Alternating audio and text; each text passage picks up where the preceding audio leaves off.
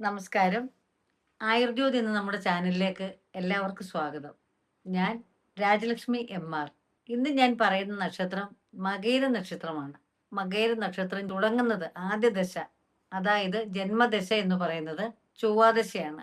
ചൊവ്വാദശയിലാണ് ഈ നക്ഷത്രക്കാർ ജനിക്കുന്നത്. അത് 7 വർഷമാണ് ചൊവ്വാദശ. ഞാൻ മുൻപ് സൂചിപ്പിച്ചിട്ടുണ്ട്, നമ്മുടെ ജന്മദശ ഏറിയും കുറഞ്ഞും തന്നെ വരും. മറ്റുള്ള ദശകളൊക്കെയും കൃത്യം തന്നെ നമ്മൾ ആ ദശാകാലത്തിന്റെ ഫലങ്ങൾ അനുഭവിക്കേണ്ടതായി തന്നെ വരും. ആദ്യ ദശ ചൊവ്വാദശയാണ്. അത് 7 വർഷമാണ്. ചൊവ്വ ഒരു ആഗ്നേയ ഗ്രഹമാണെന്നാണ് പറയുന്നത്. അഗ്നിയുടെ ഒരു ഗ്രഹമാണ്. കാരണം വേവും ചൂടും താപവും എല്ലാം ആദ്യത്തിനെ പോലെ തന്നെയാണ്. ചൊവ്വാദശയിൽ നമുക്ക് കഷ്ടപ്പാടും സുഖദുഃഖങ്ങളും സമ്മിശ്രമായിരിക്കും. കൂടുതലായിട്ട് നമുക്ക് കഷ്ടപ്പാടായിരിക്കും കൂടുതലായിട്ട് ചൊവ്വാദശയിൽ വരുന്നത്. എന്നാൽ അതോടൊപ്പം ചൊവ്വാദശ നമ്മൾ പെരപണി നടത്തും. മെയിൻ്റനൻസ് വീടിൻ്റെ ഉണ്ട്, അത് നമ്മൾ ചെയ്യും. അല്ലെങ്കിൽ മുടങ്ങിപ്പോയ എന്തെങ്കിലും വീടിൻ്റെ വസ്തുവകകളുടെ പണികളുണ്ട്, അത് നമ്മൾ ചെയ്യും. അല്ലെങ്കിൽ ഒരു ഭൂമി വാങ്ങും. ഭൂമി വാങ്ങി പുതിയ ഗൃഹം നമ്മൾ നിർമ്മിക്കും. അങ്ങനെ എന്തായാലും ഗൃഹത്തിൻ്റെ മുന്നോടിയായിട്ട്, അല്ലെ ഗൃഹപരമായിട്ട് വീടിൻ്റെ മെയിൻ്റനൻസ്, അങ്ങനെ വലിയൊരു മുറി പുതിയതായിട്ട് പണിയുക, അല്ലെ വീടിൻ്റെ എന്തെങ്കിലുമൊക്കെ കാണുമല്ലോ പണികൾ, അതൊക്കെ നമ്മൾ ചെയ്യുക. അല്ലെങ്കിൽ ഒരു കിണർ കുഴിക്കുക, ഒരു ഭൂമിക്ക് എന്തെങ്കിലുമൊക്കെ ഒരു മതിൽ കെട്ടുക, അങ്ങനെ എന്തായാലും നമ്മൾ എന്തെങ്കിലും ഒരു പുതിയ തുടക്കങ്ങൾ വീടിനോ ഭൂമിക്കോ വേണ്ടി ചെയ്യുന്ന ഒരു അവസ്ഥയാണത്. കാരണം ഈ ചൊവ്വാദശയിൽ ഒരു കുട്ടി ജനിച്ചു കഴിഞ്ഞാൽ മാതാപിതാക്കൾക്ക് ഉണ്ടാകുന്ന ഗുണഫലങ്ങളാണ് ഈ പറയുന്നത്. കുട്ടിക്ക് ഉണ്ടാകുന്ന ഗുണഫലങ്ങളുമാണ്, അതോ മാതാപിതാക്കൾക്കും. കുട്ടി കുഞ്ഞാണല്ലോ, അപ്പം അതിന്റെ കൂടുതലും ഗുണഭോക്താക്കളാകുന്നത് മാതാപിതാക്കളായിരിക്കുമല്ലോ. അപ്പൊ അതാണ് അങ്ങനെ സൂചിപ്പിച്ചത്. അപ്പം നമ്മൾ അഗ്നി എന്ന് ഉപയോഗിക്കുന്ന അഗ്നി, നമ്മൾ എന്ന് പറഞ്ഞാൽ അഗ്നി എന്ന് പറഞ്ഞാൽ അറിയാലോ, എല്ലാ കാര്യങ്ങൾക്കും നമ്മൾ അഗ്നി ഉപയോഗിക്കാറുണ്ട്. പ്രത്യേകിച്ച് നമ്മള് ഈ ശുഭകാര്യങ്ങൾക്കും അല്ലാതെ അശുഭ കാര്യങ്ങൾക്കും അഗ്നി ഉപയോഗിക്കും. അതായത് അശുഭകാര്യം എന്ന് ഉദ്ദേശിച്ചത് മറ്റൊന്നുമല്ല. ഇപ്പൊ നമ്മളൊരു ശവം ദഹിപ്പിക്കുകയാണെങ്കിൽ അതൊരു നമ്മുടെ ഒരു പുണ്യകാര്യമാണ് നമ്മൾ ചെയ്യുന്നതെങ്കിൽ പോലും അതിന് ഉപയോഗിക്കുന്ന അതും അഗ്നി തന്നെയാണ്. അഗ്നിയാണ് ജ്വലിപ്പിച്ച് നമ്മൾ ശവം ദഹിപ്പിക്കുന്നത്, ഒരു ഒരു മൃതദേഹം ദഹിപ്പിക്കുന്നത്, അല്ലേ? അപ്പൊ അതുകൊണ്ട് ആ അഗ്നിക്ക് അവിടെ പ്രാധാന്യമുണ്ട്. ആ അഗ്നി തന്നെയാണ് നമ്മൾ ഹോമത്തിനും പാചകത്തിനും, ക്ഷേത്രത്തിലെ പൂജകൾക്ക്, അല്ലെങ്കിൽ നമ്മൾ വീട്ടില് നമ്മൾ നിലവിളക്ക് കൊളുത്തുന്നത്, അല്ലെ ഒരു ഒരു ചന്ദനത്തിരി തെളിക്കുന്നത്, അങ്ങനെ ഓരോ കാര്യങ്ങളും ശുഭത്തിനും അശുഭത്തിനും നമ്മൾ അഗ്നി ഉപയോഗിക്കാറുണ്ട്. അപ്പം ഇവിടെ നമ്മൾ നിരൂപിക്കുന്നത് ശുഭകാര്യങ്ങൾക്ക് ഉപയോഗിക്കുന്ന അഗ്നിയെ തന്നെയാണ്. അതായത് പാചകത്തിനും ഹോമത്തിനും മറ്റു പൂജാതി കാര്യങ്ങൾക്കും, അങ്ങനെയാണ് ഇവിടെ വിവക്ഷിക്കുന്നത്. അപ്പോൾ ഈ നക്ഷത്രത്തിലെ ചൊവ്വാദശയുടെ ഒരു അവസ്ഥയാണ് ഞാൻ പറഞ്ഞത്. അപ്പൊ ആ ചൊവ്വാദശയിൽ ഇവർക്ക് ഗുണദോഷ സമ്മിശ്രമായ അനുഭവങ്ങൾ തന്നെയായിരിക്കും ഉണ്ടാകുന്നത്. 7 വർഷമാണ്. അപ്പം ഞാൻ പറഞ്ഞല്ലോ, പാത വ്യത്യാസം അനുസരിച്ച് ഏറിയും കുറഞ്ഞും തന്നെ ഇരിക്കുന്നതാണ്. ഇതിന്റെ രണ്ടാം ദശ എന്ന് പറയുന്നത് രാഹുർ ദശയാണ്. അത് 18 വർഷമാണ്. രാഹുർ 18 വർഷം എന്ന് പറഞ്ഞാൽ ആ 18 വർഷവും ദുഃഖകാലം തന്നെ എന്ന് പറയാനാവില്ല. എന്നാൽ അത്ര സുഖകരവുമല്ല, അത്ര ദുഃഖകരവുമായിരിക്കുന്ന ഒരു അവസ്ഥയല്ല രാഹുർ ദശ എന്ന് പറയുന്നത്. ആ സമയത്ത് തൊലി സംബന്ധമായ രോഗങ്ങൾ ഉണ്ടാകാതെ നോക്കണം. നമ്മൾ ത്വക്ക് രോഗങ്ങൾ ഉണ്ടാകാതെ നോക്കണം. പിന്നെ വിഷഭയം, അല്ലെ സർപ്പദംശനം, ഇതൊക്കെ ഏൽക്കാനുള്ള സാധ്യതയുണ്ട്. എങ്ങനെങ്കിലും ഇപ്പൊ സർപ്പദംശനം ഏറ്റില്ല, അല്ലെ പാമ്പ് കടി ഏറ്റില്ല എന്ന് പറഞ്ഞാലും ആ സമയത്ത് ഒരു വിഷത്തിന്റെ എന്തെങ്കിലും, ഒന്നെങ്കിലും ഒരു ഒരു പഴുതാരയെങ്കിലും ഒന്ന് ശരീരത്തിൽ ഒന്ന് കടിക്കുവോ, അല്ലെങ്കിൽ ഒരു ഒരു മറ്റുള്ള ഈ ഇതുണ്ടല്ലോ, ഈ ഇൻസെക്റ്റുകളൊക്കെ, അതൊന്ന് കുത്തിയാലും അതിൽ നിന്നുള്ള വിഷം നമുക്ക് ഭവിച്ചാലും മതി. അങ്ങനെ കടന്നൽ അങ്ങനത്തെയൊക്കെ ഇൻസെക്റ്റുകളില്ലേ, അപ്പൊ അതിന്റെ ഒരു കുത്തേറ്റാലും വിഷം ഏറ്റതിന് തുല്യമായിട്ടാണ് കണക്കാക്കുന്നത്. അപ്പം വിഷഭയം തന്നെ ഏൽക്കണമെന്നില്ല, അതോടൊപ്പം തന്നെയുള്ള കാര്യങ്ങൾ സംഭവിച്ചാലും അതിന് തുല്യമാവുന്നതാണ്. അപ്പൊ ആ ദശയിൽ തന്നെ, എന്നാ ആ ദശയിലെ നന്മകാര്യങ്ങളും ഗുണദോഷ സമ്മിശ്രമായിട്ട് തന്നെ വരും. മുഴുവനും അങ്ങ് ദുഃഖത്തിൽ തന്നെ ആണ്ട് കിടക്കത്തില്ല. എന്നാൽ ആ സമയത്ത് ഇന്റർവ്യൂവിലും പരീക്ഷയിലും ഒക്കെ വിജയിക്കാനുള്ള സാധ്യതയുണ്ട്. അതോടൊപ്പം തന്നെ പഠനത്തിനൊക്കെ ഒരു വികലതയും മൗഢ്യമൊക്കെ വരും. പിന്നെ ഉറ്റവരും ഉടയവരും ഒക്കെ നമ്മൾ സ്നേഹിച്ചിരുന്നവരൊക്കെ നമ്മളിൽ നിന്ന് അകന്നു പോകും. പിന്നെ കുറച്ച് നമ്മുടെ കുടുംബത്തിൽ അസ്വസ്ഥതകൾ ഉണ്ടാകാം. സഹോദര സ്ഥാനീയരിൽ നിന്ന്, അല്ലെങ്കിൽ മാതാപിതാക്കളിൽ നിന്നൊക്കെ നമുക്ക് അഭിപ്രായത്തിന് ഒരു ഭിന്നത വരാം. അവര് പറയുന്നത് നമുക്ക് ഇഷ്ടപ്പെടത്തില്ല, നമ്മൾ പറയുന്നത് അവർക്ക് ഇഷ്ടപ്പെടത്തില്ല. അങ്ങനെയൊക്കെ ഒരു അഭിപ്രായ ഭിന്നതകൾ ഉണ്ടാകാം. അതൊക്കെ ഈ രാഹുവിന്റെ ഒരു ഇടപെടൽ മൂലമാണ്. നമ്മൾ ശുഭകാര്യങ്ങൾ ചിന്തിച്ചാലും ചിലപ്പോൾ അശുഭകാര്യങ്ങളായിരിക്കും നമ്മുടെ ചിന്ത ലാസ്റ്റ് ചെന്ന് എത്തുന്നത്. നമ്മൾ ചിന്തിക്കുന്നതൊന്ന്, പ്രവർത്തിക്കുന്ന മറ്റൊന്ന്. ആ രീതിയിലൊക്കെ ഈ രാഹുർദശ സംഭവിക്കാം. നമ്മൾ ശുഭമായിട്ട് തന്നെ ചിന്തിക്കും. പക്ഷെ നമുക്ക് അശുഭമായിട്ട് നമ്മുടെ ആ പ്രവൃത്തി വരത്തുള്ളൂ. നമ്മൾ ചിന്തിക്കുന്നത് ശുഭമായ കാര്യങ്ങളായിട്ടാണ്. പക്ഷെ അശുഭ കാര്യമായിട്ടാണ് നമ്മൾ ചിന്തിച്ച് ലാസ്റ്റ് നമ്മൾ ചെന്നെത്തുന്ന വഴി അതായിരിക്കും. അങ്ങനെയൊക്കെയുള്ളൊരു കാര്യങ്ങളുണ്ട് നമ്മുടെ പിന്നെ നമ്മൾ തൊഴിൽ തർക്കങ്ങൾ, തൊഴിൽ സ്ഥാപനങ്ങളിലൊക്കെ നമുക്ക് തർക്കങ്ങളും തൊഴിലിനോടൊരു താല്പര്യക്കുറവും തോന്നാം, ജോലിക്ക് പോകണ്ടെന്ന് തോന്നാം. അങ്ങനെയൊക്കെ ഉള്ളൊരു സാഹചര്യം ഉണ്ടാകാം. ജോലിയിൽ നിന്ന് ചിലപ്പോൾ ഒരു മാറി നിൽക്കേണ്ട സാഹചര്യം വരും. ഒന്നെങ്കിൽ ഒരു അപവാദം കേൾക്കേണ്ടി വരും, അല്ലെങ്കിൽ ഒരു സാമ്പത്തിക ഇടപാടിൽ ഒരു ക്രമക്കേട് കേൾക്കേണ്ടതായി വരും. അറിഞ്ഞോ അറിയാതെയൊക്കെ ചെന്ന് പെടുന്ന കാര്യങ്ങളാണ്. ബന്ധങ്ങളിൽ ഊഷ്മളത ഇല്ലാതെ ബന്ധങ്ങളിലൊക്കെ വഷളത്വം വരാം. ബന്ധങ്ങളിലത്തെ ആ ഒരു ഊഷ്മളത നഷ്ടപ്പെടാം. ഭാര്യ ഭർത്തൃ ബന്ധത്തിലാകട്ടെ, സുഹൃത്ത് ബന്ധത്തിലാകട്ടെ, പ്രേമ ബന്ധങ്ങളിലാകട്ടെ, ഈ പ്രണയത്തിലൊക്കെ ഇങ്ങനെയൊക്കെയുള്ള കാര്യങ്ങൾ അവർക്ക് ഈ രാഹുർദശയിൽ സംഭവിക്കാവുന്നതാണ്. അപ്പം നമ്മൾ ഏറ്റവും അതിന് ഉചിതമായിട്ട് ചെയ്യേണ്ടതെന്ന് പറഞ്ഞാൽ ഓം രാഹുവേ നമ എന്ന് ജപിക്കുക. അതോടൊപ്പം തന്നെ ഈ രാഹുവിൻ്റെ ക്ഷേത്രങ്ങളിൽ, അതായത് നാഗക്ഷേത്രങ്ങൾ, നാഗപ്രീതിക്കായിട്ട് കരിക്ക് ആരാധനയ്ക്ക് കൊടുക്കാം. പാല്, തേന്, കരിക്ക്, മഞ്ഞൾപ്പൊടി ഇതൊക്കെ നമുക്ക് നാഗരാജ ക്ഷേത്രങ്ങളിൽ നമുക്ക് കൊടുക്കാവുന്നതാണ്. ഓം നാഗരാജാവേ നമ, ഓം നാഗമാതാവേ നമ, അല്ലെങ്കിൽ നാഗയക്ഷിയമ്മേ നമ, നാഗരാജാവേ നമ, അങ്ങനെ ജപിക്കാവുന്നതാണ്. നാഗങ്ങളെ വേണം പ്രാർത്ഥിക്കാനായിട്ട്. ഓം രാഹുവേ നമ എന്ന് നിങ്ങൾ ജപിക്കുന്നത് നല്ലതാണ്. നവഗ്രഹ ക്ഷേത്രത്തിൽ പോയിട്ട് ഈ നവഗ്രഹങ്ങൾക്കുള്ള പൂജകളെല്ലാം ചെയ്യുന്നത് നല്ലതാണ്. അതോടൊപ്പം ആദ്യ ദശ ചൊവ്വാദശയ്ക്കും നമ്മൾ ഓം കുജായ നമ എന്നാണ് ജപിക്കേണ്ടത്. ഓം കുജായ നമ എന്നാണ് ആദ്യത്തെ ദശയായ ചൊവ്വാദശയെ നിങ്ങൾ ജപിക്കേണ്ടത്. രണ്ടാം ദശ രാഹുറിലാണ് ഇപ്പം ഞാൻ പറഞ്ഞുകൊണ്ടിരിക്കുന്ന കാര്യങ്ങൾ. അപ്പോൾ ആ ദശയിൽ നമ്മൾ ഓം രാഹുവേ നമ എന്ന് ജപിക്കണം. അപ്പോൾ ഈ രാഹു 18 വർഷമാണ് ഞാൻ പറഞ്ഞല്ലോ. അപ്പോൾ 18 വർഷവും നമ്മൾ കാഠിന്യങ്ങൾ കുറയ്ക്കാനാണ് നമ്മളിങ്ങനെ പ്രാർത്ഥിക്കുന്നത്. അപ്പോൾ ക്ഷേത്ര ദർശനം നടത്തണം. ശിവക്ഷേത്രത്തിൽ തീർച്ചയായും ദർശനം നടത്തണം. മഹാവിഷ്ണുവിനും ദർശനം നടത്തണം. കാരണം മഹാവിഷ്ണുവിന് അനന്തശയനത്തിന്റെ പുറത്ത് കിടക്കുന്നതാണ് മഹാവിഷ്ണു. അതേപോലെ തന്നെ ശിവഭഗവാന്റെ ആഭരണമാണ് നാഗങ്ങൾ. അപ്പം ആ ഭഗവാനെയും പ്രാർത്ഥിക്കണം. പിന്നെ നാഗപ്രതിഷ്ഠുള്ള ക്ഷേത്രങ്ങളിൽ പോയിട്ട് നിങ്ങൾ നാഗരാജാവിന് ഈ മഞ്ഞൾ കൊടുക്കുന്നത് നല്ലതാണ്. മഞ്ഞൾ പൊടിയെ മഞ്ഞൾ വാങ്ങിയും കൊടുക്കാം. അതോടൊപ്പം തന്നെ പാമ്പുമേക്കാവിൽ പോകാം, അല്ലെങ്കിൽ ആയില്യങ്കാവിൽ പോകാം. മണ്ണാറശാല ആയില്യം നടത്താൻ, ആയില്യ പൂജയ്ക്ക്. പിന്നെ ആയില്യം നാൾ തോറും നിങ്ങളുടെ പിറന്നാളിന്, എല്ലാ മാസമുള്ള പിറന്നാളിന് ആയില്യം നാളിൻ്റെ അന്ന് നിങ്ങൾക്ക് പൂജയോ കാര്യങ്ങളൊക്കെ നിങ്ങൾക്ക് ഈ രാഹുവിനെ പ്രീതിപ്പെടുത്താൻ വേണ്ടി ചെയ്യാവുന്നതാണ്. അപ്പോൾ അതിൻ്റെ കാഠിന്യം നമുക്ക് കുറഞ്ഞിട്ട് നന്മയുടെ വശങ്ങൾ കൂടുതൽ നമുക്ക് ലഭിക്കുന്നതാണ്. അടുത്ത ദശ എന്ന് പറയുന്നത് വ്യാഴദശയാണ്. അത് 16 വർഷമാണ്. വ്യാഴത്തിന് 16 എന്നാണ് പറയുന്നത്. വ്യാഴം എന്ന് പറഞ്ഞാൽ ഏറ്റവും ശുഭമായ ഒരു ഗ്രഹമാണ്. അതോടൊപ്പം തന്നെ ഏറ്റവും വലിപ്പം കൂടിയ ഗ്രഹമാണെന്ന് നമ്മൾ പഠിച്ചിട്ടുണ്ടല്ലോ വ്യാഴം. അപ്പോൾ ആ വ്യാഴം ബൃഹസ്പതി എന്ന് പറയും, അല്ലെങ്കിൽ ഗുരു എന്ന് പറയും വ്യാഴത്തിനെ. അപ്പോൾ ഈ ദശകളിലൊക്കെ നമുക്ക് നല്ല അനുഗ്രഹങ്ങൾ തന്നെ വരും. ഈ അനുഭവിച്ച ചൊവ്വാദശയിലെ ദുഃഖങ്ങളോ അല്ലെങ്കിൽ രാഹുർദശയുടെ ദുഃഖങ്ങളൊക്കെ ഈ വ്യാഴദശ നമുക്ക് മാറിക്കിട്ടുന്നതാണ്. കാര്യം നമുക്ക് പുതിയ തുടക്കങ്ങളെ, പുതിയ ഇൻ്റർവ്യൂകൾ, അല്ലെ ജോലി നമുക്ക് കിട്ടും, അല്ലെ നമുക്ക് ഗൃഹത്തിൽ മംഗളകാര്യങ്ങൾ നടക്കും, വിവാഹം, അല്ലെങ്കിൽ മക്കളില്ലാതിരുന്നവർക്ക് കുട്ടികളുണ്ടാകും, അല്ലെ ഒരു ജോലിയിൽ ഉദ്യോഗ കയറ്റം ഉണ്ടാവാം. അങ്ങനെ ഏതൊക്കെ മംഗളകാര്യങ്ങൾ ഒരു ഭവനത്തിൽ നമുക്ക് നടക്കാമോ ആ ഭവനത്തിൽ നടക്കുന്ന മംഗളകാര്യങ്ങളൊക്കെ ഈ സമയത്ത് നടക്കുന്നതാണ്. അല്ലെ പ്രണയം മുടങ്ങിപ്പോർക്ക് പ്രണയബന്ധം ഉണ്ടാകും, അല്ലെ പ്രണയം പുതിയതായിട്ടുണ്ടാകും, അല്ലെങ്കിൽ ആ പ്രേമകാര്യങ്ങളിലും പ്രണയ വിവാഹങ്ങളിലും ഒക്കെ നിങ്ങൾക്ക് വിജയം തന്നെ ഉണ്ടാകുന്നതാണ്. പിന്നെ ബന്ധങ്ങളിലൊക്കെ ഊഷ്മളത ഉണ്ടാകും. ഭാര്യാഭർത്തൃ ബന്ധമാണേലും മക്കളുമായിട്ടുള്ള ബന്ധമാണേലും കുടുംബത്തിൽ സ്വരച്ചേർച്ചക്കുറവൊക്കെ ഉണ്ടായിരുന്ന കുടുംബത്തിൽ സ്വരച്ചേർച്ച ഉണ്ടാകും. അങ്ങനെ തൊട്ടതൊക്കെ ഒരു സന്തോഷകരമായ മംഗളകരമായ ഒരു മുഹൂർത്തം, ഒരു സമാധാനവും സ്വസ്ഥതയൊക്കെ ഇക്കാലത്ത് ഈ ജാതകന് ലഭിക്കുന്നതാണ്. അപ്പൊ അങ്ങനെയൊക്കെയുള്ള നന്മകാര്യങ്ങളിലും പുണ്യകാര്യങ്ങളിലൊക്കെയും ഈ വ്യാഴദശയിൽ നിങ്ങൾ പ്രവേശിക്കുന്നതാണ്. അപ്പം വ്യാഴദശ നിങ്ങൾ കൂടുതലായിട്ടും പ്രാർത്ഥിക്കേണ്ടത് മഹാവിഷ്ണുവിനെയാണ്. അവതാര വിഷ്ണുവിനെ പ്രാർത്ഥിക്കണം. അവതാര വിഷ്ണു. അപ്പം ആ മഹാവിഷ്ണുവിനെ പ്രാർത്ഥിക്കുക.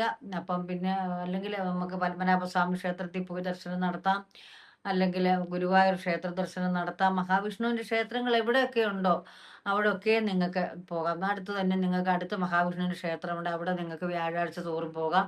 നിങ്ങളുടെ ഭവനത്തിൽ തന്നെ നിങ്ങൾക്ക് 5 തിരിയിട്ട് സന്ധ്യയ്ക്ക് നിലവിളക്ക് കത്തിക്കാം. നെയ്യ് ഒഴിച്ച് വേണം നിലവിളക്ക് കത്തിക്കാൻ ഈ വ്യാഴാഴ്ച ദിവസം മാത്രം.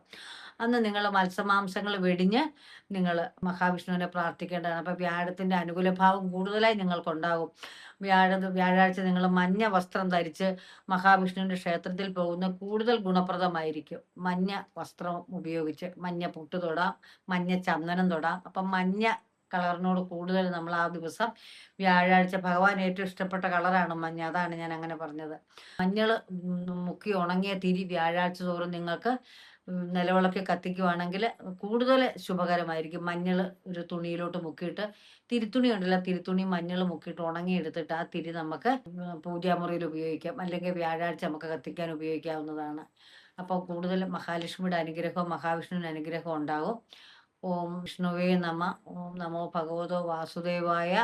അങ്ങനെ നിങ്ങൾക്ക് ജപിക്കാം. മഹാവിഷ്ണുവിൻ്റെ സഹസ്രനാമം ജപിക്കാം, വിഷ്ണു സഹസ്രനാമം, നാരായണീയം നിങ്ങൾക്ക് പാരായണം ചെയ്യാം. അങ്ങനെ വിഷ്ണു പ്രീതികരങ്ങളായ കാര്യങ്ങൾ ഭാഗവതം വായിക്കാം.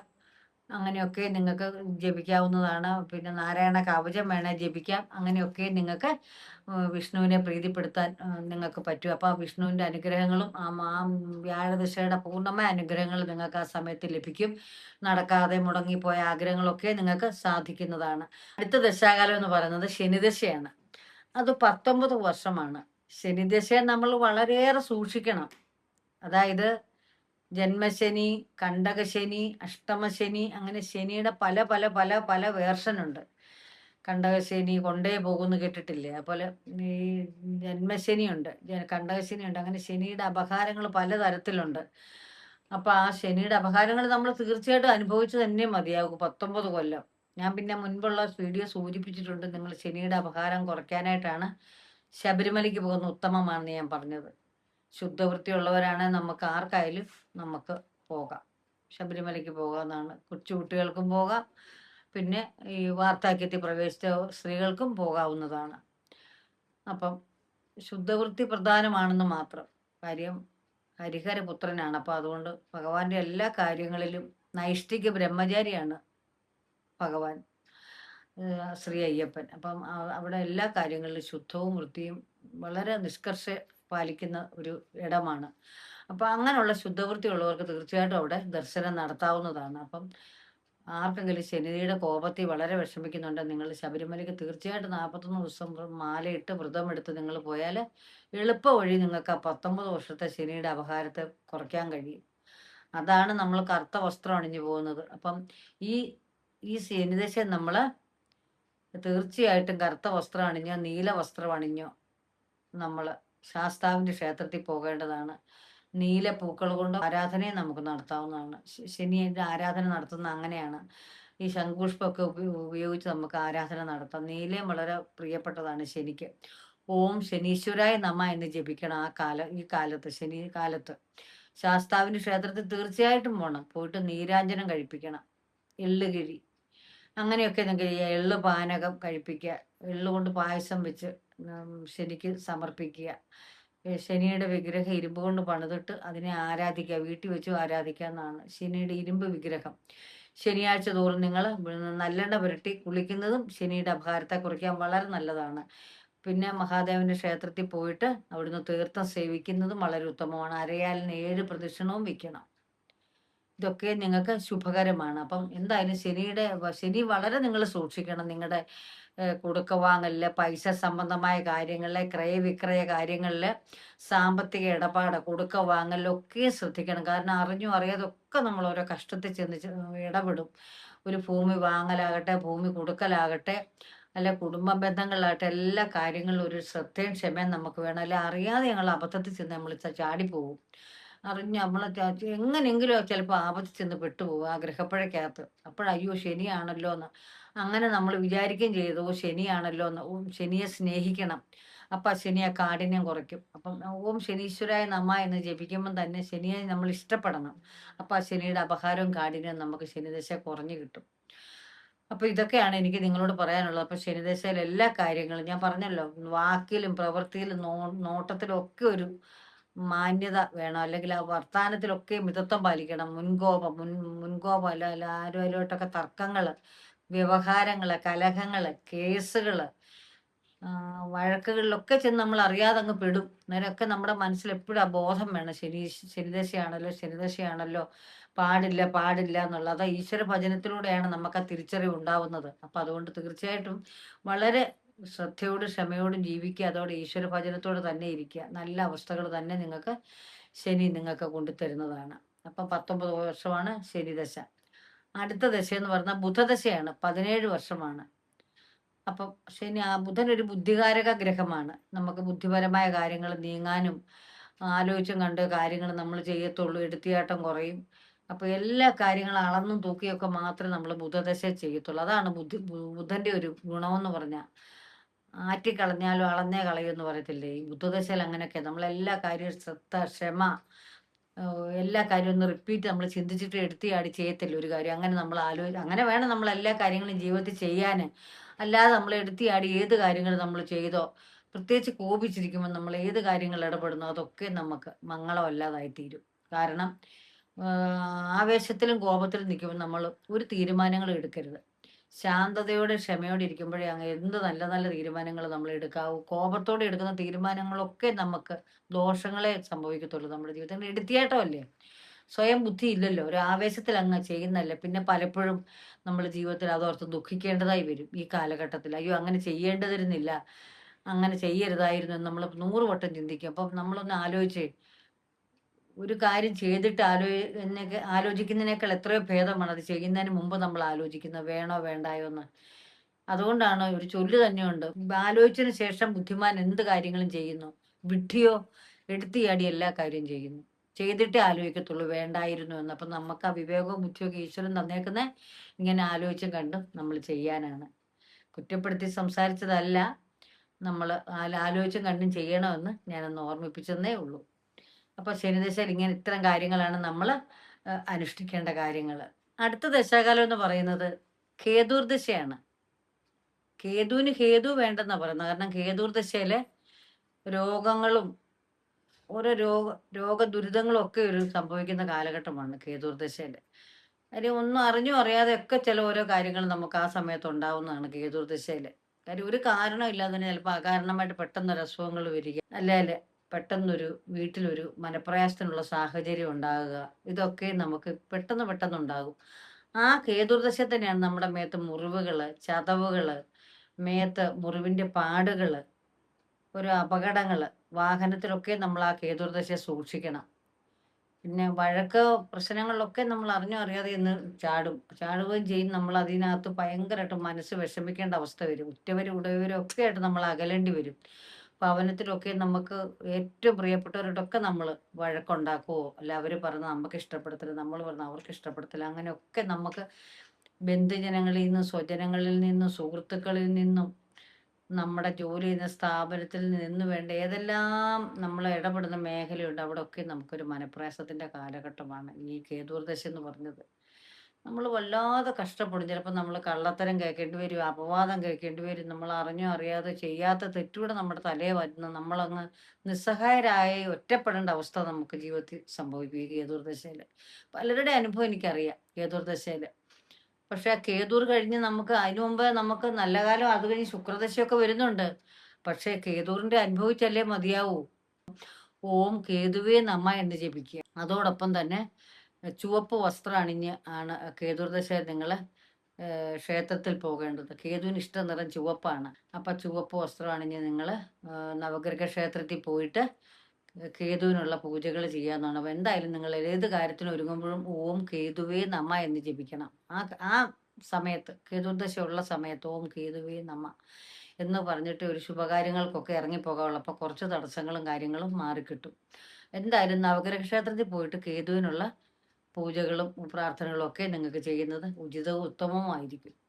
ഈ സമയത്ത് 70 വയസ്സൊക്കെ അവർക്ക് കഴിയും കേട്ടോ. 70-71 വയസ്സൊക്കെ കഴിയുന്ന സമയമാണ് ഞാനിപ്പോൾ പറയുന്നത്. അപ്പം വാർദ്ധക്യത്തിലേക്ക് നിങ്ങൾ പ്രവേശിക്കുന്ന സമയം തന്നെയാണ്. എന്നാലും നിങ്ങളുടെ രാശിയും ഫലങ്ങളും പറഞ്ഞല്ലേ പറ്റൂ. നിങ്ങളുടെ ദശാകാലം കടന്നു പോകുന്നത് ഇവിടെ സൂചിപ്പിച്ചല്ലേ പറ്റൂ. അപ്പം വാർദ്ധക്യത്തിലേക്ക് നിങ്ങൾ കടന്നു പോകുന്ന സമയമായിരിക്കും. ഈ സമയത്ത് നിങ്ങൾ സ്വത്തുവകകളൊക്കെയും കൈകാര്യം ചെയ്യുക, അത് ക്രയവിക്രയം ചെയ്യുക, അല്ലെ വരും തലമുറയ്ക്കൊക്കെയും നിങ്ങൾ കൈമാറ്റപ്പെടേണ്ട അവസ്ഥകളിലോട്ടൊക്കെ വരുന്ന ഒരു സമയമാണല്ലോ വാർദ്ധക്യം.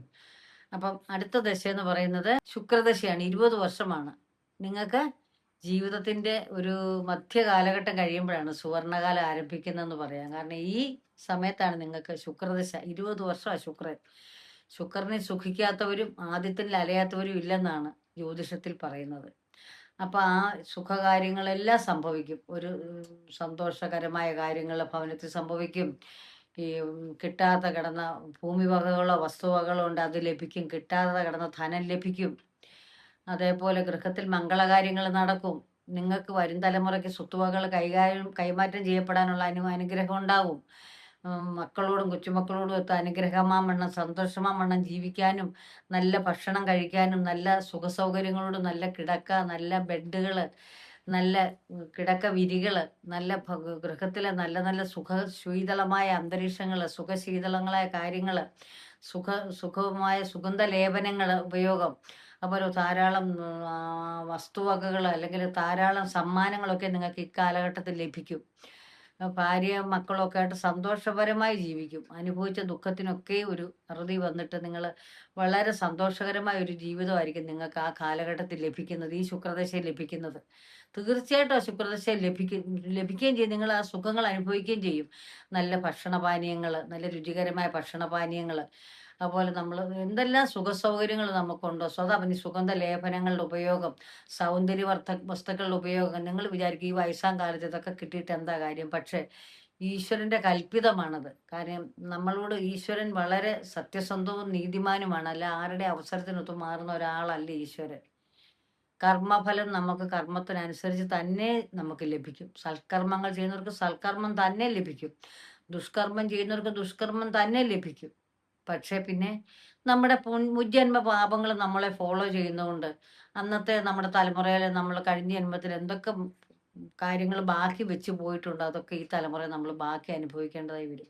നമ്മൾ ഒരുപക്ഷെ വിചാരിക്കും ഞാൻ എന്തോ തെറ്റ് ചെയ്തു, അല്ലെങ്കിൽ ഞാൻ എന്ത് കുറ്റം ചെയ്തിട്ടാണ് ഞാൻ ഇത്രമാത്രം അനുഭവിക്കേണ്ടി വരുന്നതെന്ന് നമ്മൾ വിചാരിക്കും. പക്ഷേ കഴിഞ്ഞ ജന്മത്തിലെ നമ്മുടെ പൂർവ്വജന്മ പാപങ്ങളും കർമ്മങ്ങളും നമ്മൾ ഈ ജന്മം ഫോളോ ചെയ്യും. ആ ആയുസ്സറ്റ് ചിലപ്പോൾ മരിച്ച ഒരാളായിരിക്കാം, ആയുസ്സെത്താതെ മരിച്ച ഒരാളായിരിക്കാം, അല്ലെ പ്രണയസാഫല്യം ഭംഗം വന്ന് മരിച്ച ഒരാളായിരിക്കാം. അങ്ങനെയൊക്കെ മരിച്ചു പോയവരോ അല്ലെ ആശകളും മോഹങ്ങളും ഈ ഭൂമിയിൽ ഇട്ടിട്ട് ആത്മഹത്യ ചെയ്തു പോയവരായിരിക്കാം. അല്ലെ അവർക്ക് ജീവിക്കാൻ യാതൊരു മാർഗവും ഇല്ലാതെ ഒത്തിരി ആശകളും പേറി നടന്നിട്ട് ഒത്തിരി സ്വപ്നങ്ങളും പേറി നടന്നിട്ട് ഒരു പക്ഷെ പിടഞ്ഞു മരിച്ചു പോയവരായിരിക്കാം. അവരൊക്കെ അടുത്ത തലമുറയെ അടുത്ത ജന്മത്ത് മനുഷ്യജന്മം കിട്ടുമ്പം എവിടെങ്കിലും ഒരു പുതിയ ജന്മമായിട്ട് നമ്മുടെ ആത്മാവ് ജനിക്കും. ആ ജന്മത്തിലൂടെ ആവണം അവരുടെ മറ്റുള്ള കാര്യങ്ങൾ അവർ സാക്ഷാത്കരിക്കുന്നത്. കിട്ടാതെ പോയ സന്തോഷങ്ങൾ, കിട്ടാതെ പോയ ആഗ്രഹങ്ങൾ, കിട്ടാതെ പോയ നന്മകൾ, അങ്ങനെയൊക്കെ ചിലപ്പോൾ അടുത്ത ജന്മത്തിൽ കിട്ടാതെ പോയ പ്രണയേതാക്കളായിരിക്കും അടുത്ത ജന്മത്തിൽ ഭാര്യയായിട്ട് വരുന്നത്. അവരായിരിക്കും നല്ല പ്രണയത്തോടെ ജീവിക്കുന്ന ദമ്പതികളെ കണ്ടിട്ടില്ലേ? അധികം അസ്വസ്ഥതകളും പ്രശ്നങ്ങളും വഴക്കമൊന്നും ഇല്ലാതെ ജീവിക്കുന്ന അത് അപൂർവം ചിലരേ ഉള്ളു അങ്ങനെ കേട്ടോ. അത് ഇങ്ങനെയൊക്കെ ജനിക്കുന്ന ജന്മങ്ങളാണ്. നമ്മൾ പറയത്തില്ലേ മുജ്ജന്മത്തിൽ നീ തന്നെയായിരുന്നു എൻ്റെ ഭാര്യ, അല്ലെ നീ തന്നെയായിരുന്നു എൻ്റെ ഭർത്താവ്, അല്ലെ മുജ്ജന്മത്തിൽ നമ്മൾ ഒന്നിച്ച് ജീവിക്കാൻ കഴിയാതെ പോയി ഇടയ്ക്ക് പിരിഞ്ഞു പോയവരാണെന്നൊക്കെ നമ്മൾ പറയാറില്ലേ? അതൊക്കെ ഇങ്ങനെയുള്ള സാഹചര്യത്തിലാണ്. അപ്പം ഞാൻ ഇടയ്ക്ക് അതൊന്ന് സൂചിപ്പിച്ചതേ ഉള്ളൂ നിങ്ങളോട്. ഇവിടെ അത് വിവക്ഷിച്ചെന്നേ മാത്രമേ ഉള്ളൂ. അപ്പം ഞാൻ പറയായിരുന്നു കഴിഞ്ഞ ജന്മത്തിലെ കാര്യങ്ങൾ സുഹൃതങ്ങളാണേലും ശരി, അല്ലാത്ത ചീത്ത കാര്യങ്ങളാണേലും ശരി, നമുക്ക് നല്ലത് കർമ്മങ്ങളും ദുഷ്കർമ്മങ്ങളും നമ്മളെ ഫോളോ ചെയ്യുമെന്ന് ഞാനിവിടെ. അപ്പം ഈ ജന്മത്തിൽ കഴിവതും നമ്മൾ അറിഞ്ഞോ അറിയാതെ എന്തെങ്കിലും പാപങ്ങളോ തെറ്റുകളോ വന്നിട്ടുണ്ടെങ്കിൽ ആരോടെങ്കിലും ക്ഷമ ചോദിച്ച് അല്ലെ പൊരുത്തപ്പെട്ട് ഒക്കെ നമ്മൾ പോകേണ്ടതാണ്. ക്ഷമ ചോദിച്ചെന്നോർത്ത് ഒരു നാണം നമുക്ക് വരത്തില്ല. കാര്യം നമ്മുടെ ശ്രേയസ്സും മഹത്വവും കൂടുതൽ ഈശ്വരൻ നമുക്ക് അനുഗ്രഹിച്ച് തരത്തേ ഉള്ളൂ. ഏത് കാര്യത്തിലും ക്ഷമ ചോദിക്കുന്നവർക്ക് ശക്താനാം ഭൂഷണം ക്ഷമ എന്നാ പറയുന്നത്. ഈ ലോകത്തിൽ ഏറ്റവും വലിയ മഹത്തായ ഗുണങ്ങളിലൊന്നാണ് ക്ഷമ. ക്ഷമിക്കുന്നോളം പുണ്യം മറ്റൊന്നുമില്ല. അതിനോളം വലിയൊരു പുണ്യകർമ്മം ഇല്ലെന്നാണ് പറയുന്നത്. ക്ഷമയോളം വലിയൊരു പുണ്യകർമ്മം, ഒരു ബലികർമ്മം ഇല്ലെന്നാണ് പറയുന്നത്. അത് ആർജിക്കുന്നവർ ഏറ്റവും ബുദ്ധിമാനും ശ്രേയസ്സും ഉള്ള ആളാണെന്നാണ് പറയുന്നത്. പക്ഷെ അത് അത്രയും ക്ഷമ കിട്ടാൻ വലിയ പാടാണ് നമുക്ക് മനുഷ്യർക്ക് കിട്ടാൻ പാടാണ്. മനുഷ്യജന്മങ്ങളല്ലേ. അപ്പൊ അങ്ങനെയാണ് ഈശ്വരന്റെ സൃഷ്ടി അങ്ങനെയാണ്. അപ്പൊ അത്ര അത്ഭുതകരമായ അല്ലെ അത്ര പുണ്യാത്മാക്കൾക്ക് അങ്ങനെ ക്ഷമിച്ച് പുണ്യത്തിലെത്താൻ പറ്റുമെന്നാണ് എൻ്റെ ഒരു നിഗമനം. അങ്ങനെയുള്ളവർക്ക് നല്ലത് വരട്ടെ, നന്മ വരട്ടെ എന്നേ ഞാൻ പറയുന്നുള്ളൂ. പിന്നെ ക്ഷമ നമുക്ക് ശീലിക്കാവുന്നതുമാണ്. ക്ഷമ നമുക്ക് ശീലിച്ച് എടുക്കാവുന്ന ഒരു ഗുണവുമാണ്. ഇത്തരണത്തിൽ ഞാൻ സൂചിപ്പിച്ചെന്നുള്ളൂ. അപ്പൊ ഈ ശുക്രദശയിൽ ഇവരെ എത്രയായാലും നല്ല പുണ്യങ്ങളും സുഖങ്ങളും സന്തോഷങ്ങളും അനുഭവിച്ച ദുഃഖത്തിനൊക്കെ ഒരു തണുപ്പ്, ഒരു ഊഷ്മളത, ഒരു തലോടല്, എല്ലാ വശത്തുനിന്നും ഒരു സ്നേഹം, ഒരു കരുതൽ, ഇതൊക്കെ ഈ വാർദ്ധക്യത്തിൽ ഇവർക്ക് ലഭിക്കുന്നതാണ്. അപ്പൊ അങ്ങനെ സന്തോഷമായിട്ട് ഇവർക്ക് ജീവിക്കാൻ പറ്റും. അപ്പൊ മഹാലക്ഷ്മിയെ, ദക്ഷിണാമൂർത്തിയെ, മഹാവിഷ്ണുവിനെ ഒക്കെ ഈ തരുണത്തിൽ ശുക്രദശയിൽ ഇവർക്ക് പ്രാർത്ഥിക്കാവുന്നതാണ്. ഓം ശുക്രായ നമ എന്ന് ജപിക്കാവുന്നതാണ്. അപ്പൊ ശുക്രന്റെ ഫലങ്ങൾ പൂർണ്ണമായി ഇവർക്ക് ലഭിക്കും. ആ സമയത്ത് ഇവര് ശുക്രനെ ഭജിക്കാം, മഹാലക്ഷ്മിയെ ഭജിക്കാം. കാരണം മഹാവിഷ്ണുവിന്റെ അനുഗ്രഹമുണ്ട് ശുക്രദശയില്. മഹാലക്ഷ്മിയുടെ അനുഗ്രഹം തീർച്ചയായിട്ടും ഉണ്ട്. അപ്പോൾ ആ ശുക്രദശയില് അന്നപാനീയങ്ങളും സുഖങ്ങളും എല്ലാം ലഭിക്കുമെന്ന് പറഞ്ഞല്ലോ. അപ്പം കൂടുതലായിട്ടും ദേവിയമ്മയെ വിളിക്കുക, ഓം മഹാലക്ഷ്മി നമ എന്ന് ജപിക്കുക, ഓ അഷ്ടലക്ഷ്മി നമ എന്ന് ജപിക്കുക. സർവമംഗളമംഗല്യേ ശിവേ സർവാർത്ഥ സാധികേ ശരണ്യേ ത്രയംബകേ ഗൗരി നാരായണീ നമോസ്തുതേ എന്ന് ജപിക്കുക. അങ്ങനെ ദേവീ മന്ത്രങ്ങളൊക്കെയും ജപിച്ച് നിങ്ങൾക്ക് ശുക്രനെ കൂടുതലായിട്ടും പ്രീതിപ്പെടുത്താം. അപ്പം ഇതൊക്കെ കാര്യങ്ങളൊക്കെ നിങ്ങൾക്ക് ജപിക്കാവുന്നതാണ്, ചെയ്യാവുന്നതാണ്. അപ്പോൾ ശുക്രന് സുഖമായി തന്നെ നിങ്ങൾ ഇരിക്കും, സന്തോഷത്തോടെ നിങ്ങൾ ഇരിക്കുന്നതാണ്. അപ്പോൾ ഈ പറഞ്ഞ കാര്യങ്ങളൊക്കെ നിങ്ങൾ ചെയ്യുക, ഈ പൂജാ വിധികളൊക്കെ. അപ്പോൾ ശുക്രൻ്റെ അനുഗ്രഹം പൂർണ്ണമായി നിങ്ങൾക്ക് മുഴുവനായി നിങ്ങൾക്ക് ലഭിക്കുന്നതിന് വേണ്ടിയാണ് ഞാനത് പറഞ്ഞത്. അടുത്ത ദശ എന്ന് പറയുന്നത് ആദിത്യ ദശയാണ്. ആദിത്യ ദശയിലെ അലച്ചിലും കാര്യങ്ങളൊക്കെയാണ്. കാരണം വാർദ്ധക്യത്തിലേക്ക് നിങ്ങൾ അടുത്തു കഴിഞ്ഞു. അപ്പം ആ ദശയിലെ ചൂടും താപവും ഒക്കെ നിങ്ങൾക്ക് കിട്ടുന്നതാണ്. എന്നാൽ നിങ്ങൾക്ക് ആ സമയത്ത് ആയുസ് ഈശ്വരന്റെ കൽപ്പിതമെന്ന് ഞാൻ മുൻപ് എല്ലാം സൂചിപ്പിച്ചിട്ടുണ്ട്. അപ്പോൾ ആയുസിന്റെ ബലം കൊണ്ട്, ആയുസ് ഭഗവാൻ തരുന്ന അനുസരിച്ച് നിങ്ങൾക്ക് നിങ്ങളുടെ ഭവനത്തിലുള്ളവർക്ക് ആദിത്യ മന്ത്രം ജപിക്കാം, ആദിത്യനുള്ള പൂജകൾ ചെയ്യാം, നിങ്ങൾക്ക് വേണ്ടി അവർക്ക് പ്രാർത്ഥിക്കുന്നതാണ്. നിങ്ങൾക്കല്ലേ വാർദ്ധക്യത്തിലേക്ക് പ്രവേശിക്കുന്നുള്ളൂ. പക്ഷെ കുടുംബത്തിലെ മറ്റംഗങ്ങൾക്ക്, മക്കളോ മരുമക്കളോ അല്ലെങ്കിൽ നമുക്ക് കുടുംബത്തിലുള്ള മറ്റേതെങ്കിലും ബന്ധുജനങ്ങൾക്ക് ആർക്കെങ്കിലും നമുക്ക് വേണ്ടി പ്രാർത്ഥിക്കുകയും നമുക്ക് സുഖമായ ഒരു വാർദ്ധക്യം ലഭിക്കാനേ അവർക്ക് പ്രാർത്ഥിക്കാവുന്നതാണ്. ഇത്തരുണത്തിൽ 120 വയസ്സ് വരെയാണ് ഞാനിവിടെ ഗണിച്ചിരിക്കുന്നത്. ഏറ്റവും അവസാനത്തെ ദശയെന്ന് പറഞ്ഞാൽ ചന്ദ്രദശയാണ്. ചന്ദ്രൻ എന്ന് പറഞ്ഞ ഒരു മൗഢ്യ ഗ്രഹമാണ്, തണുപ്പനാണ്. അപ്പം 120 വയസ്സ് വരെ ആയുസിന്റെ കണക്ക് പുസ്തകം ഭഗവാന്റെ കൽപ്പിതമാണ്. ജ്യോതിഷയായി എനിക്കത് നിർവചിക്കാൻ സാധ്യമല്ല. അപ്പം ആ ദശയിൽ നിങ്ങൾക്ക് ചന്ദ്രന്റെ തണുപ്പും അല്ലെ ചന്ദ്രന്റെ പരമായിട്ടുള്ള നന്മകളും അനുഗ്രഹങ്ങളും ഒക്കെ ഉണ്ടാകട്ടെ എന്ന് പ്രാർത്ഥിക്കുന്നു. അപ്പം ഇതാണ് ഈ മകയിര നക്ഷത്രത്തെ പറ്റി എനിക്ക് പറയാനുള്ളത്. അപ്പം എല്ലാവിധ ഐശ്വര്യങ്ങളും നന്മകളും സുഖങ്ങളും ഒക്കെ നിങ്ങൾക്ക് ലഭിക്കട്ടെ. അതോടൊപ്പം തന്നെ നിങ്ങൾ വളരെയേറെ ദുഃഖങ്ങൾ സഹിക്കുന്ന ഒരു നക്ഷത്രം തന്നെയാണ് മകയിര നക്ഷത്രം. വളരെ കഷ്ടപ്പാടും ദുരിതവും ഒക്കെ അനുഭവിക്കും. എന്നാൽ അതോടൊപ്പം തന്നെ നിങ്ങൾക്ക് 35 വയസ്സിന് ശേഷം കുറച്ച് ജീവിതത്തിൽ മാറ്റങ്ങൾ വരാവുന്നതാണ്. 27 വയസ്സ് കഴിയുമ്പോൾ ചെറിയ ചെറിയ മാറ്റങ്ങൾ വരും. 35 വയസ്സോടുകൂടി വളരെ മാറ്റങ്ങൾ വരും. കുടുംബജീവിതത്തിലും നിങ്ങൾക്ക് കുറച്ചൊക്കെ അസ്വസ്ഥതകൾ ദാമ്പത്യ ജീവിതത്തിൽ ഉണ്ടാവുന്നതാണ്. എന്നാൽ നിങ്ങൾ ക്ഷമയും വളരെ കരുതലും ഒരു വിട്ടുവീഴ്ചയൊക്കെ ഉള്ളവരായതുകൊണ്ട് നിങ്ങൾക്ക് ദാമ്പത്യ ജീവിതത്തിൽ നിങ്ങൾക്ക് വിജയിക്കാൻ പറ്റും. പിന്നെ വസ്തുവകകളോട്, ആഭരണാദികളോട്, വസ്ത്രങ്ങളോട് ഇതൊക്കെ വളരെ കമ്പം കൂടുതലുള്ള ആൾക്കാരാണ്. പിന്നെ നല്ല നല്ല നല്ല രുചികരമായ ഭക്ഷണത്തോട് താല്പര്യവും കൂടുതലുള്ളവരാണ്. അങ്ങനെയൊക്കെയുമാണ് മകയിര നക്ഷത്രക്കാര്. എന്നിരുന്നാലും ഐശ്വര്യവും ഒക്കെ ഉള്ള നക്ഷത്രം തന്നെയാണ് മകയിരംകാര്. വിശാലം മുൻകോപം ഉള്ളവരാണ്, ചില എടുത്തിയാട്ടം ഉള്ളവരുമാണ്. പക്ഷെ എന്നാലും മറ്റുള്ളവരെ മനസ്സിലാക്കാനും ക്ഷമിക്കാനും ഒക്കെയും കഴിവുള്ളവരാണ്. അപ്പം എല്ലാവിധ നന്മകളും ഐശ്വര്യങ്ങളും പുണ്യങ്ങളും നിങ്ങൾക്ക് ഉണ്ടാവട്ടെ. എല്ലാ വിജയങ്ങളും നിങ്ങൾക്ക് ജീവിതത്തിൽ ഉണ്ടാവട്ടെ എന്ന് ഞാൻ പ്രാർത്ഥിക്കുന്നു.